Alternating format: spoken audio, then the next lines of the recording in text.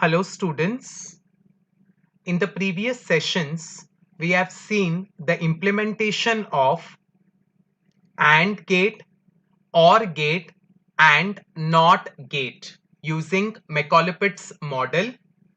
In today's session, we are going to see the implementation of AND NOT function using Macaulay-Pitts neuron, that is MP neuron, and we are using binary data. So this is the truth table that is given to you for AND NOT function.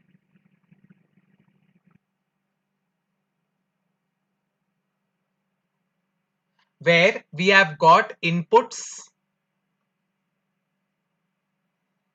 two inputs x1 and x2, and the output is y. So two inputs, we have got four records or instances 0 0 0 1 1 0 and 1 1. Now if you look at the output, you can see that when the first input is 1 and the second input is 0, then only the output is equal to 1. That is, in this particular case only the neuron fires. Whereas in the remaining three cases 0 0 0 1 and 1 1, the neuron doesn't fire. So we will consider the four cases just the way we did for and OR gates. So our first case is basically assuming the weights W1 and W2 to be equal to your 1, which are your excitatory weights.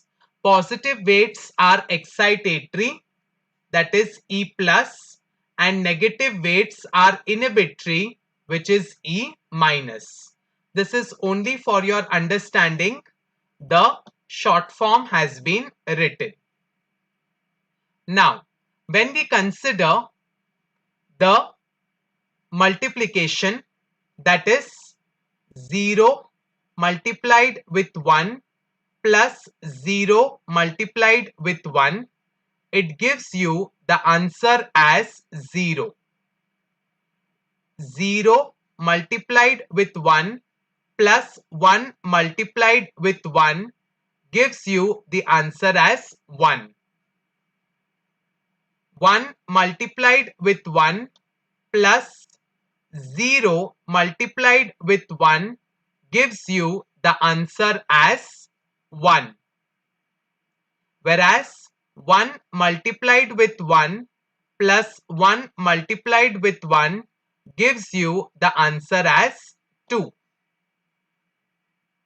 From the truth table, we all know that a neuron will fire when x1 is 1 and x2 is 0. So we will be checking this particular output.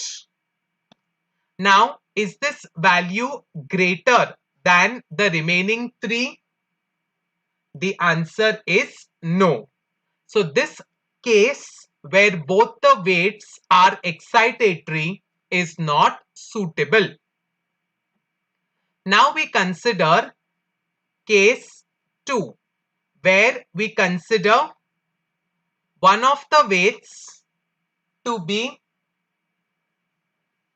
inhibitory, that is -1, and the other weight to be excitatory, which is +1. So using the same technique, we get our result as 0, 1, -1 and 0. Now when we look at the condition over here, this is not the largest amongst the other three. So case 2 also doesn't get satisfied. We consider the third case, that is case 3, where we consider W1 to be -1, which is inhibitory, and W2 to be 1, which is excitatory. Sorry, this will be plus 1 because we have already considered as case 2, and this will be minus 1. So we get our answer as 0, minus 1, 1 and 0. So here if you see, in the third case, we are getting this particular value plus 1 to be the greatest amongst the remaining 3 where the neuron will fire. Whereas when we consider the next case, case 4,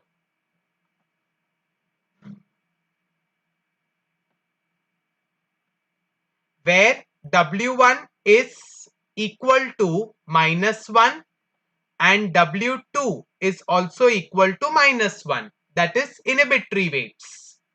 Now what is happening in this case?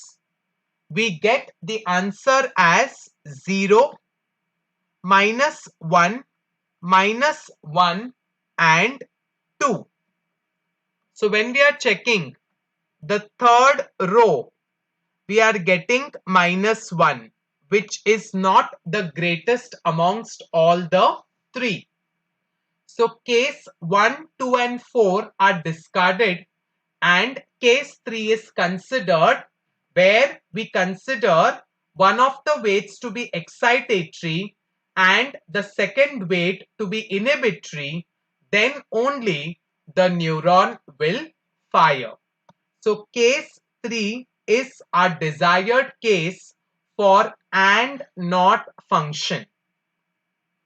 So mathematically, if we wish to write, it's basically y is equal to f of y of n, where it is f of y of n is an activation function. A neuron, it doesn't fire when your y of n is less than theta.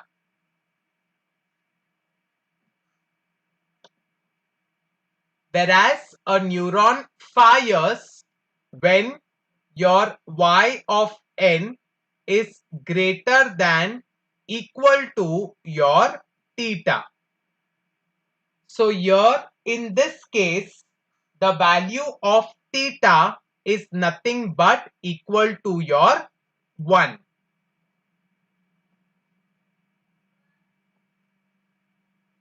Alright. So a neuron fires when y of n is greater than equal to 1, and the neuron doesn't fire when your y of n is less than 1. So if we want to draw Macaulay-Pitts model, okay, MP model in this case, then we have got two inputs, x1 and x2. This is x1 and x2. We have got y to be our output, as you all can see. This is basically your weights. So we have got the case 3 that is satisfying. W1 is equal to plus 1 and W2 is equal to your minus 1. So one of the weights is excitatory and one of the weights is inhibitory. There is another way where you can find out the value of theta when one of the weights is negative, that is inhibitory. Note that this particular formula of obtaining the value of theta is only applicable when one of the weights is inhibitory, that is negative, or both the weights are inhibitory, that is negative. If the weights are excitatory, then this particular formula doesn't hold true. The formula is theta greater than equal to your NW minus P, where N basically represents the number of inputs, which is 2. W represents the number of excitatory weights, that is positive weights, and P represents the number of inhibitory weights, that is negative weights. We consider only the magnitude. So number of inputs are 2, excitatory weight W1 equal to 1. So the count is 1, minus we have got one inhibitory weight which is equal to 1. So 2 into 1 is 2 minus 1 which is equal to 1. So for and not function, we can calculate the value of theta in this way also. I hope you all have understood and not function using Macaulay-Pitts neuron. Thank you.